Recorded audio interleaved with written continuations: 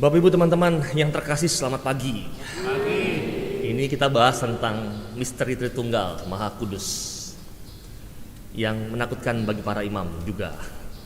Tadi sebelum turun sini saya ketemu dengan Romo Gatot, Romo Tian, Diakon Panji yang mendampingi anak-anak OMK di Kenat Priangan dalam rangkaian acara fokus pastoral. Dia bertanya, "Mo, gimana menjelaskan Tritunggal kepada anak-anak OMK ya?" Lalu jawaban saya ya nggak semudah itu. Bahkan beberapa kali saya ditanya oleh anak-anak SMA pun, "Romo, bagaimana cara mengerti, memahami tentang Tritunggal Maha Kudus dalam doktrin Gereja Katolik?" Saya juga ngah-ngah jawabannya, gitu ya. Nah, hari ini sebetulnya saya mau melukiskan tentang temanya adalah Tritunggal, sebuah penjelasan sederhana yang sebetulnya tidak sederhana juga didengarkan dan dipahami. Sebelum masuk, saya tuh teringat dengan sebuah cerita dari Romo pembimbing rohani saya. Dia mengatakan seperti ini. Ada seorang guru dan seorang murid yang muridnya bertanya kepada sang guru bagaimana memahami misteri Tritunggal. Lalu sang guru itu mengajak murid tersebut untuk menyebur dalam sebuah danau yang dalam. Lalu menyebur berdua, lalu sang gurunya itu menenggelamkan kepala sang muridnya sampai lama, sampai muridnya itu berontak habis-habisan, lalu sampai akhir, lalu dia melepaskannya.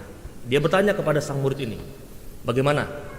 Saya mau hampir mati, guru, dan saya berjuang mati-matian untuk melepaskan tanganmu di kepala saya." Lalu sang guru mengatakan kepada sang murid, "Itulah yang harus didapati oleh kita, perjuangan habis-habisan, kerinduan habis-habisan untuk mengenal bagaimana Tritunggal Maha Kudus dalam iman kita." Dan seringkali kita memang ketika memaksakan diri atau mau mengerti atau memahami doktrin Tritunggal ini sebetulnya tidak sedalam dan tidak sekuat kerinduan kita untuk memahaminya. Sebetulnya ya nggak jauh-jauh lah. Misalnya, ini saya nggak mengkritik ya, semoga terkritik ya. Misalnya Anda aja doa aja, waktunya aja bolong-bolong, ke gereja masih terlambat, ya.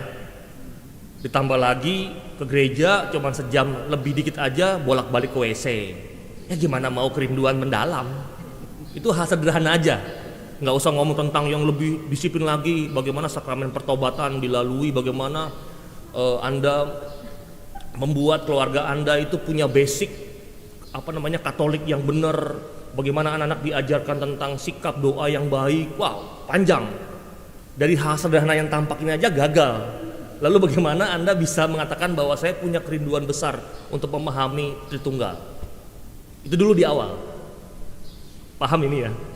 Jadi kebayang aja, kalau kerinduannya nggak besar ya jangan berharap untuk mencapai yang besar. Bahkan juga hari ini disebut sebagai Tritunggal adalah doktrin iman dalam gereja kita Katolik yang mengakui satu Allah yang esa. Satu Allah yang esa namun hadir. Nah, dalam tiga pribadi Allah, Allah Bapa, Allah Putra, dan Allah Roh Kudus. Mumet lagi tuh, dimana ketiga pribadi Allah ini sama esensinya, sama kedudukannya, sama kuasanya, dan sama kemuliaannya. Bingung kan? Ditambah lagi, dan formula doktrin Tritunggal ini kerap memang membuat banyak umat tidak langsung mengerti. Secara sederhananya berbunyi seperti ini. Bapak Ibu teman-teman, satu keberadaan Allah di dalam tiga pribadi, yaitu Bapa, Anak, Putra, dan Roh Kudus. Satu keberadaan Allah tapi di dalam tiga pribadi. Maka kalau mau pusing lagi, tambahin lagi, dalam KGK, Katekismus Gereja Katolik, yang pernah melihat bukunya? Pernah melihat? Belum ya? Bagus. Padahal itu Katekismus Gereja Katolik yang harusnya dibaca oleh semua umat Katolik. Bukunya setebal ini, warnanya biru. Kami para imam juga nggak paham, suruh baca juga gitu ya. Padahal harusnya sebelum dibaptis, apalagi dewasa, itu orang-orang sudah baca itu. Harusnya. Katakan nih nomor 234 dalam Katekismus, misteri Tritunggal Maha Kudus adalah rahasia sentral iman dan kehidupan Kristen. Itulah misteri kehidupan batin ilahi dasar pokok segala misteri iman yang lain, dan cahaya yang meneranginya. Itulah yang paling mendasar dan hakiki dalam hierarki kebenaran iman. Apalagi Romo itu, ditambah lagi, dan seluruh sejarah keselamatan tidak lain adalah sejarah jalan dan upaya yang dengan perantaran Allah yang satu dan benar itu, Bapa, Putra dan Roh Kudus, mewahyukan dirinya, memperdamaikan dirinya dengan manusia yang berbalik dari dosa dan mempersatukan mereka dengan dirinya. Gak paham kan? Mumet lagi. Maka dari pengalaman itu, ini saya dua hal aja saya bongkar dulu untuk tatahnya, lalu dengan bagaimana pendapat dalam KGK. Dalam itu pun sebetulnya mau dikatakan, bukankah tepat sebetulnya Bapak Ibu teman-teman jika dikatakan Tuhan itu maha sempurna dan maha besar, sedangkan kita manusia adalah kecil dan sangat terbatas, baik panca indera kita maupun juga pikiran kita, kognitif kita. Dan berangkat dari pernyataan inilah, manusia dengan segala keterbatasannya sangat sulit untuk memahami atau mengerti misteri Allah yang sesungguhnya, yang adalah misteri Allah Tritunggal seperti yang dipaparkan di atas. Maka penjelasan yang kerap dinyatakan bahwa Allah itu adalah yang tak terbatas, Allah Bapa itu adalah yang tak terbatas, sebetulnya kita semua mengerti. Tetapi bagaimana dengan Yesus Sang Allah Putra? Allah Bapa ini terbatas, tak terbatas, betul, kita paham. Tapi bagaimana dengan Yesus Sang Anak Allah Putra yang dilihat oleh para muridnya Yesus sebagai Allah atau sebagai manusia? Betul, jelas yang dilihat sebagai manusia, betul, Yesus sebagai manusia yang terbatas seperti kita, yang tingginya hampir 2 meter katakanlah. Tetapi Yesus sebagai Allah, ia pun juga yang tak terbatas, yang tak dapat dilihat oleh para muridnya. Ditambah lagi, sedangkan Allah Roh Kudus yang diceritakan dalam kitab suci muncul dalam 2 bentuk. Udah mulai bosan ya buat saya ya? Jelas ya, dari sudut matanya udah mulai berubah ya. Gini ya. Rasain, saya juga udah mulai bosan nih cerita ini nih gitu ya. Dan Roh Kudus diceritakan dalam kitab suci muncul dalam 2 bentuk. Kalau kita masih ingat, dalam Matius 3 ayat 16 dan dalam Kisah Para Rasul 2. Yang pertama dalam bentuk merpati, sebagaimana nampak ketika Yesus itu dibaptis.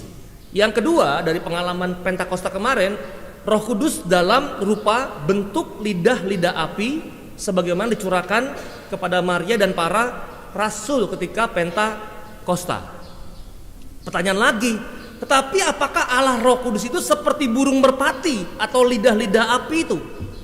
Jangan-jangan kalau kita merasa berdosa kalau makan burung darah goreng di restoran atau di pinggir jalan dengan berkata, wah, aku tak akan makan Roh Kudus goreng, dosa itu. Mulai lagi nih. Maka saya mengatakan bahwa Bapak Ibu teman-teman, burung merpati atau lidah-lidah api itu adalah simbol atau lambang yang terkenal dari kehadiran Roh Kudus. Sign, simbol itu kan sesuatu yang tidak menunjuk kepada dirinya sendiri. Aduh, ini lebih dalam lagi pagi-pagi ya. Sign itu tuh tidak menunjuk diri sendiri. Misalnya tanda turunan di depan, apakah dia menunjuk dirinya? Tidak. Dia menunjuk bahwa nanti di depan sana itu ada turunan atau belokan. Maka pasti sign, simbol atau lambang tidak menunjuk dirinya. Maka dikatakan bahwa burung merpati dan lidah-lidah api itu adalah simbol atau lambang. Jadi Roh Kudus yang sesungguhnya adalah juga yang tak terbatas ternyata. Jadi saya mau mengatakan di poin pertengahan ini, masih tengah-tengah ini, ada 3 sosok yang semuanya adalah yang tidak terbatas. Dan dengan kata lain, yang 3 itu, yang satu yang tak terpisahkan, yaitu yang tak terbatas. Pusing kan statementnya? Yang 3 itu, yang adalah satu yang tak terpisahkan, adalah satu yang tak terbatas. Nah lah tuh. Makanya kalau ada orang bertanya, nggak mungkin jika ada orang yang berkata, mana mungkin 1 tambah 1 tambah 1 sama dengan 3. Betul? Itu yang sering terus ditanyakan terus habis-habisan. Jangankan umat non-Katolik, Katolik pun bertanya terus, gitu ya. Mana mungkin Romo 1 tambah 1 tambah 1 sama dengan 3? Jawabannya memang tidak mungkin kalau itu adalah yang dijumlahkan bapau, kue tiaw, bakso yang terbatas. Tetapi kalau ketiganya adalah yang tak terbatas, maka persamaan itu akan menjadi mungkin. 1 yang tak terbatas ditambah 1 yang tak terbatas ditambah 1 yang tak terbatas sama dengan 1 yang tak terbatas.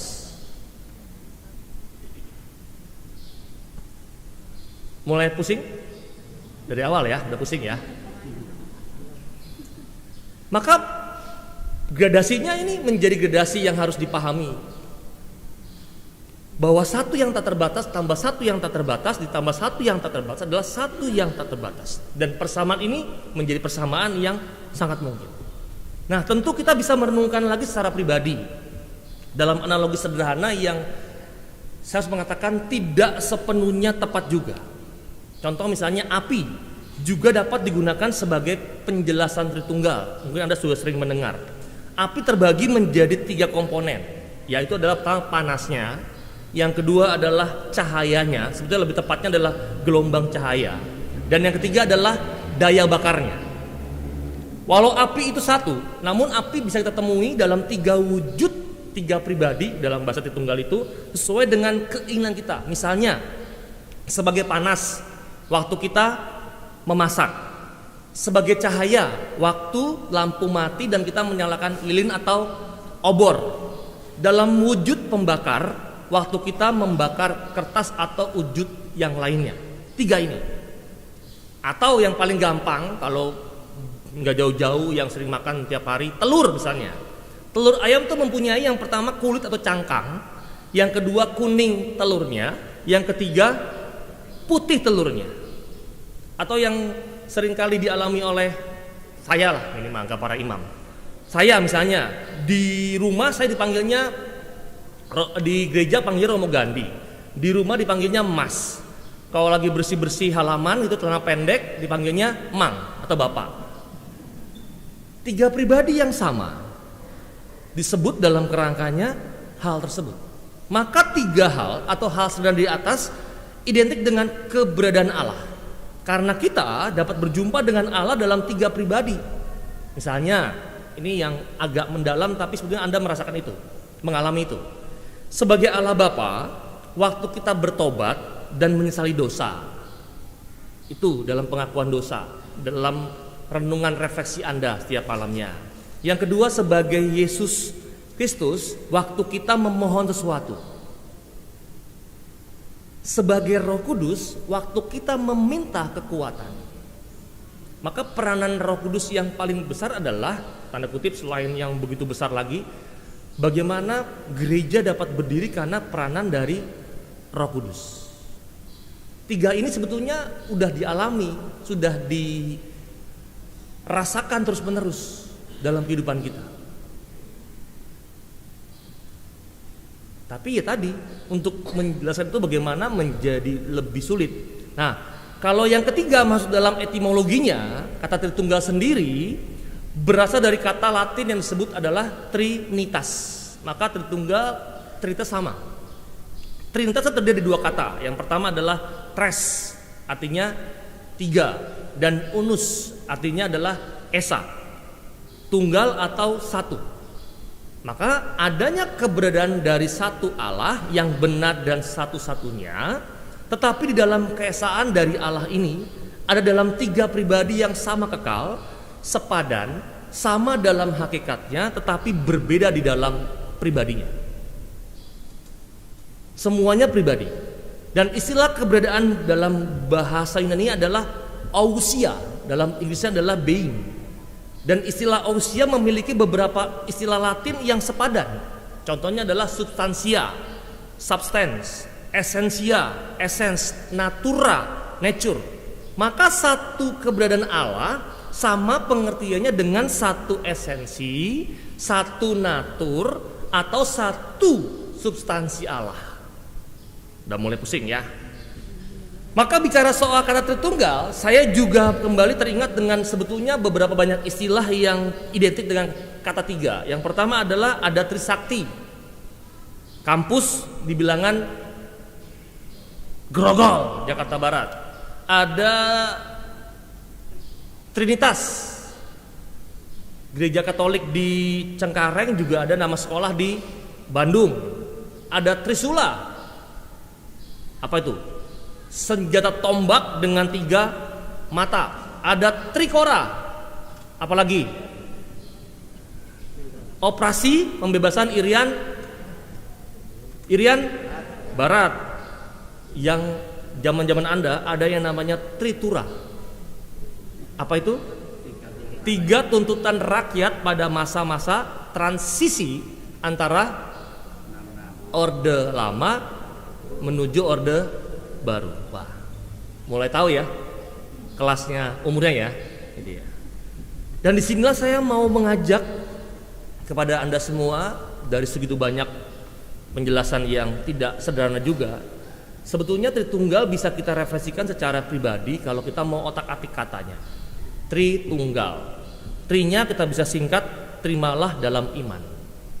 Maka misteri kalau tidak pernah diterima dalam iman, maka itu akan menjadi sesuatu yang sangat sulit atau berjarak. Maka kan ada seorang filsuf yang mengatakan kalau misterinya terbongkar, maka ia tidak lagi menjadi misteri. Misteri tetaplah menjadi misteri. Yang kedua, bergantunglah pada Tuhan. Bagaimana hidup kita digantungkan kepada Tuhan sendiri. Walaupun bukan dalam kacamata malas ya. Nggak usah kerja lah, saya bergantung sama Tuhan aja. Ya, Tuhan memberikan sebagai macam hal dalam diri kita untuk melakukan upaya. Yang ketiga, galnya adalah tanggalkanlah kegelapan. Maka 3 ini yang saya mau ajak refleksi Bapak Ibu, teman-teman hari ini dalam misteri Tritunggal. Berat iya, tapi sekali lagi itu doktrin iman Gereja Katolik. Misteri bukan berarti tidak dapat dipahami, tetapi kita dapat memahami walaupun tidak sempurna dan penuh. Kata kuncinya itu. Maka bantuan tadi Tritunggal, terimalah dalam iman, bergantunglah pada Tuhan dan tanggalkanlah kegelapan. Itu yang mau kita upayakan hari ini dalam misteri Tritunggal Maha Kudus. Maka Bapak Ibu teman-teman, mari kita bersama-sama memohon rahmat supaya segala hal yang telah kita rasakan dalam peranan Tritunggal Maha Kudus dalam kehidupan kita mampu kita rasakan dalam hidup kita, dapat kita juga rasakan menjadi kekuatan kita, walaupun juga sebagai pribadi yang seringkali jarang untuk melihat lebih jauh apa yang dialami dalam kehidupan sehari-hari, sungguh menjadi menyulitkan kita sebagai pribadi atau manusia zaman modern ini. Maka dengan rendah hati kita mohon supaya sebagai manusia yang mengaku manusia modern, supaya hati kita lebih dibukakan, kepekaan kita lebih ditingkatkan oleh Allah, sehingga peran dari Tritunggal yang selalu hadir dalam seluruh kehidupan kita mampu kita rasakan, mampu kita alami, dan akhirnya kita mampu mensyukuri semua itu menjadi bagian Allah yang mencintai kita.